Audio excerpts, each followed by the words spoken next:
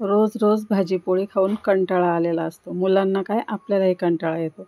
चला आज आपण नवीन पदार्थ तयार करू. जयच किचनमध्ये आपले खूप खूप मनापासून स्वागत आहे. आता इथे मी 2 वाट्या मैदा घेतलेला आहे. आपल्याला मैद्याने बनवायचं आहे. तुम्ही मैदा नको असेल तर तुम्ही गव्हाची कणिक पण घेऊ शकता. चवीनुसार आपण मीठ घालून घेतलेलं आहे. 2 चमचे तेल घेतलेलं आहे. आणि इथे आता 2 चमचे तेल घातल्यानंतर थोडं थोडं पाणी घालून आपल्याला कणिक जशी भिजवतो तसा गोळा भिजवून घ्यायचा आहे. पाणी आपल्याला एकदम घालायचं नाही आहे, तर थोडं थोडं करून घालायचं आहे. बघा, मी आज जे शिकवणार आहे ते आहे फ्रँकी. माझ्या मुलाचं मुंबईला ॲडमिशन झालेलं होतं. आता मुंबईला आपण नेहमीच जातो, पण कॉलेज एरियामध्ये जाण्याचा पहिलाच प्रसंग. शाळेचे ते कॉलेजचे मुलं कागदमध्ये रोल गुंडाळून काहीतरी खाताना दिसायचे. म्हणजे हे मुलं काय खात असतील. नंतर मग माझ्या मुलाची ॲडमिशन झाली. मग आम्हाला नंतर कळलं की ते फ्रँकी खातात. तेव्हा कुठे मोबाईल वगैरे होते, काहीच नव्हतं. त्याच्यामुळे आपल्याला एवढं काही नॉलेज नव्हतं. आता गोळा भिजवून झालेला आहे. एक 10 मिनटासाठी आपण रेस्ट करायला ठेवू. तोपर्यंत आपण मसाला तयार करू. कढईमध्ये मी 1-2 चमचे तेल टाकून घेतलेलं आहे. तेल तापल्यावर आपल्याला मोहरी आणि जिरे घालून घ्यायचं आहे. जिरे मोहरी छान तळतळू द्यायचं आहे आणि त्यामध्ये एक बारीक कापलेला कांदा घालून घ्यायचा आहे. या फ्रँकीला आपण कांदा कमी घालतो. आलं लसूण छान बारीक ठेचून घेतलेलं आहे. कांदा छान मऊ होईस्तोवर शिजवून घ्यायचा आहे. तोपर्यंत मी 5-6 उकडलेले बटाटे घेतलेले आहेत आणि त्या बटाट्याची साल काढून घेतलेली आहे. कांदा आता छान परतला गेला आहे. त्यामध्ये आता थोडा मसाले घालू.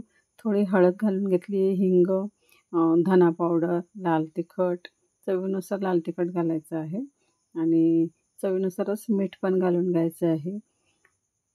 थोडा चाट मसालाही घालून घ्यायचा आहे. चाट मसाला नसेल तर लिंबाचा रस घातला तरी चालेल किंवा काही नाही घातलं तरी चालेल.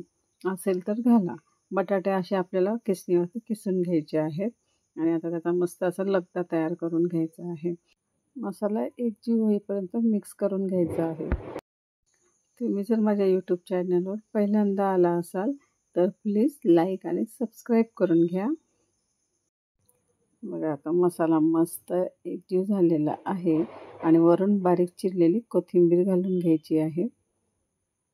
मसालाच किती छान दिसत आहे.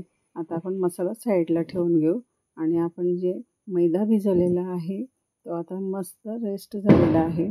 1 चमचाभर तेल टाकून आपण त्याला छान चोळून घेणार आहोत. नंतर आपण याचे गोळे करून घेणार आहोत. आपण चपातीला जसे गोळे घेतो त्याच आकारामध्ये आपल्याला गोळे घ्यायचे आहेत आणि त्याच्या शीट बनवून घ्यायच्या आहेत. आता मी इथे मैदा लावायला घेतलेला आहे. तुम्ही मैद्याऐवजी गव्हाची कणिक पण घेऊ शकता. आता आपण जशी चपाती लाटतो ना, तशीच आपल्याला ह्याची शीट अशी लाटून घ्यायची आहे. सिंगल आपल्याला याला गोळ्याला तेल वगैरे काही न लावता सरळ अशा प्लेन लाटून घ्यायच्या आहेत. आणि आपल्याला ही चपाती जी आहे ती मोठ्या साईजमध्ये लाटावी लागते. मसाला भरून चपाती फोल्ड करायची आहे. चपातीचा आकार थोडा नेहमीच्या चपातीपेक्षा मोठा घ्यायचा आहे आणि आपल्याला पातळ अशी चपाती लाटून घ्यायची आहे. चपाती ही जाड ठेवायची नाही. बारीक मस्त चपातीपेक्षा बारीक लाटायची आहे. मी तुम्हाला दाखवते की मी किती पातळ केलेली आहे. बघा, अशी पातळ चपाती आपण लाटून घेतलेली आहे. असे बबल्स आले की तिला लगेच आपल्याला फ्लिप करायची आहे, म्हणजे पलटवून घ्यायची आहे आणि फार वेळ आपल्याला तिला कडक अशी भाजायची नाही आहे. तर तिला आपल्याला 90% पर्यंतच भाजून घ्यायची आहे. पूर्ण भाजून अशी कडक करायची नाही. बघा, आता मी अशी वरून चमच्याने दाबून दाबून भाजून घेतलेली आहे. एक बाजू वरची पूर्ण भाजल्या गेलेली आहे. तर खालची बाजू थोडी भाजून घ्यायची आहे.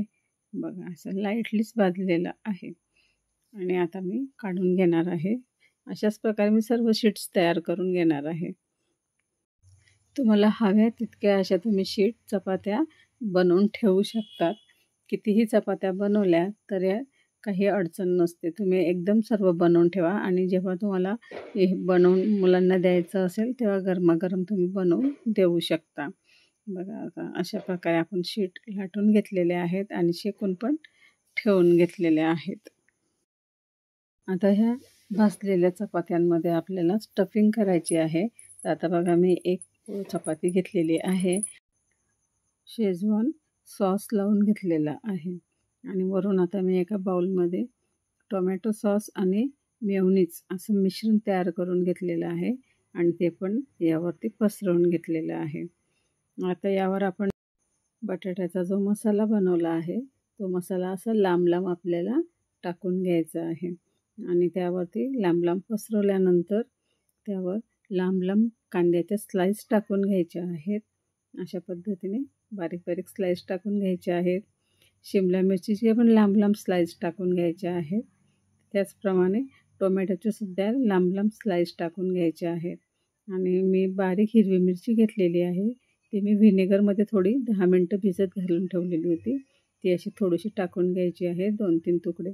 लहान मुलं असतील तर स्किप करायची आहे. मग टोमॅटो पण ठेवून घेतलेले आहे आणि आता आपण फोल्ड करून घेणार आहोत. फोल्ड करताना बघा मी फोल्ड कशा पद्धतीने करत आहे. अशी आपल्याला फोल्ड करून घ्यायचं आहे. तव्यावर तेल, बटर किंवा तूप तुम्हाला जे हवं ते तुम्ही टाकू शकता आणि त्यावर आपली जी आपण स्टफिंग भरलेली चपाती आहे ती दोन्ही बाजूने मस्त भाजून घ्यायची आहे. मस्त क्रिस्पी होईपर्यंत आपल्याला भाजायची आहे. एकदा तुम्ही ही रेसिपी जर ट्राय केली ना तर मुलं तुम्हाला रोज रोज हेच करायला सांगतील की मम्मी हेच बनव. इतकी टेस्टी बनते. सकाळच्या नाश्त्याला किंवा मधल्या वेळेत मुलांना भूक लागली तर तुम्ही असं फ्रँकी त्यांना बनवून द्या, मुलं खूप खुश होतील. आम्ही तर संध्याकाळी स्वयंपाकाचा असा कंटाळा आला की अशी फ्रँकी बनवून खातो. बघा चपातीचा कलर बदललेला आहे आणि ती छान क्रिस्पी झालेली आहे. आता मी प्लेटमध्ये काढून घेत आहे आणि तिला आता बघा मी पेपरमध्ये रॅप करत आहे. रॅप पेपर घ्यायचा आणि त्याला अशी फोल्ड करून घ्यायची आहे. झाली आपली फ्रँकी तयार. व्हिडिओ जर आवडला असेल तर जास्तीत जास्त लाईक, शेअर, सबस्क्राईब करा. सोबत जे बेल आयकॉन दिले तिथेही प्रेस करायला विसरू नका. धन्यवाद.